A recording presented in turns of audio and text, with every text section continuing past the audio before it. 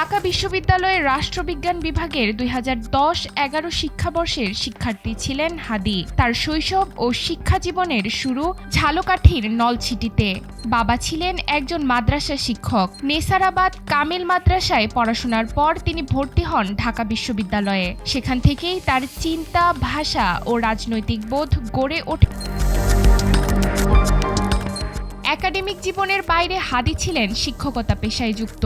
একসময় ইংরেজি শেখার কোচিং সেন্টার সাইফোর্সে শিক্ষকতা করেন। পরে ইউনিভার্সিটি অব স্কলার্স নামে একটি বেসরকারি বিশ্ববিদ্যালয়েও পাঠদান করেন। সহকর্মীদের ভাষ্য অনুযায়ী জুলাই গণ অভ্যুত্থানের আগে তিনি কোনো রাজনৈতিক দলের সঙ্গে সরাসরি যুক্ত ছিলেন না, বরং তিনি সাংস্কৃতিক অঙ্গনে এবং লেখালেখির সঙ্গে যুক্ত ছিলেন।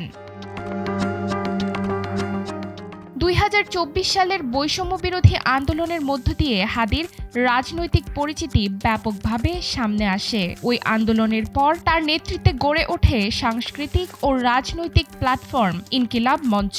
সংগঠনটির ঘোষিত লক্ষ্য হল সব ধরনের আধিপত্যবাদের বিরুদ্ধে দাঁড়িয়ে স্বাধীনতা, সার্বভৌমত্ব ও ইনসাফ ভিত্তিক রাষ্ট্র গঠন।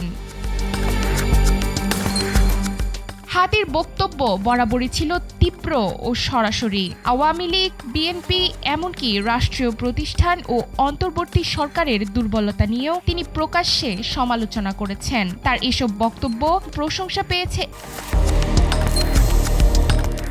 শরীফ ওসমান বিন হাদির জীবন ও রাজনীতি সমর্থকদের কাছে প্রতিবাদের প্রতীক। অনেকেই বলছেন এই ঘটনা নির্বাচনী পরিবেশের জন্য সতর্কবার্তা।